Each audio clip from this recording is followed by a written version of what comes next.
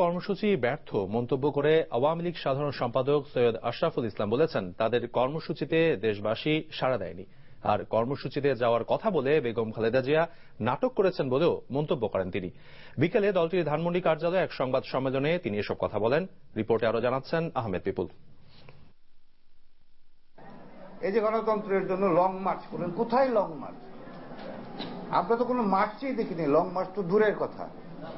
বিরোধী জোটের কর্মসূচি সম্পর্কে এই প্রতিক্রিয়া দিয়ে আওয়ামী লীগ সাধারণ সম্পাদক বলেছেন, তাদের কর্মসূচিতে সহিংসতা আর জানমালের ক্ষয়ক্ষতি ছাড়া কিছুই হয় না।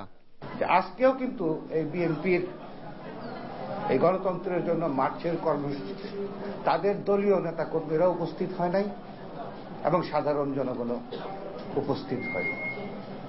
এবং এটা বলতে গেলে ইংরেজি একটা শব্দ আছে, আপনার বাংলায় এটার প্রতিশব্দ নাই। সেটা বলে ড্যাম স্কুইক।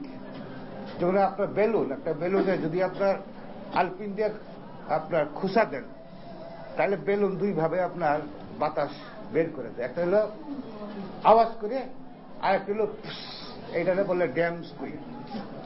এত কিছু লেখালেখির পরেও আজকে কিন্তু কোনো ধরনের উল্লেখযোগ্য কোনো ঘটনা ঘটে নাই। হাইকোর্ট প্রাঙ্গণের ঘটনা প্রসঙ্গে সৈয়দ আশরাফ বলেন, ছাত্রদল ও শিবিরের ক্যাডারদের কালো কোট পরিয়ে সেখানে নিয়ে যাওয়া হয়।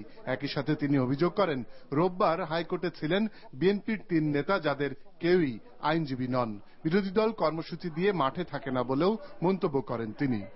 আজকে দেখেন নাটক বেগম খালেদা জিয়ার নাটক।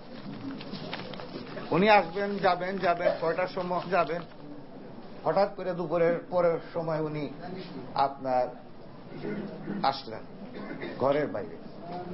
আর ওনার সাজসজ্জা যেটা ছিল মনে হয় পার্টিতে যাচ্ছেন, একটা একদম হালকা গোলাপি রঙের শাড়ি, এইটা তো আপনার, এবং যে সাজ, সেটা মনে হয় না যে উনি আন্দোলনে যাচ্ছেন।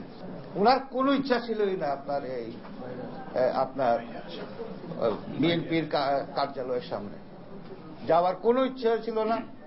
এবং উনি বারবার উনার দলের লোক দিয়ে পুলিশকে এবং সরকারকে অনুরোধ করেছেন যেন তার নিরাপত্তা বৃদ্ধি করা হয়। গণতন্ত্র না যুদ্ধাপরাধীদের বিচারের পক্ষে? সাংবাদিক ও বুদ্ধিজীবীদের মধ্যে এখন এমন প্রশ্ন তোলা হচ্ছে উল্লেখ করে আওয়ামী লীগ সাধারণ সম্পাদক বলেন, দুটোই একই সূত্রে বাঁধা, আলাদা করার কোনো সুযোগ নেই। সাংবিধানিক ধারাবাহিকতা রাখতে 5 জানুয়ারির নির্বাচনের বিকল্প কিছু নেই বলেও মন্তব্য করেন Syed Ashraf. Ahmed people, NTV news, Dhaka.